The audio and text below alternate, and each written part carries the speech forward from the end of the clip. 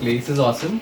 The place where we stayed, which was the tree house and the caravan, they were very good and very well maintained.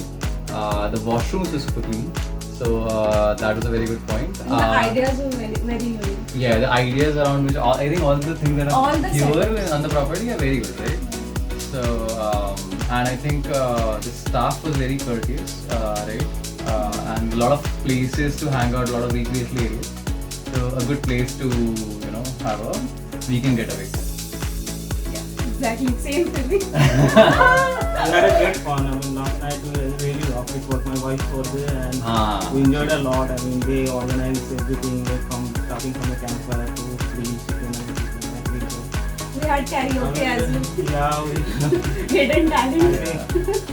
I think anyone, if someone wants to be in a secluded place, I think this is the right choice. This will be the best thing that can happen. Yeah, and we'll be coming again Yeah, we will be coming soon in this next season. when actual season starts. Yeah, actually.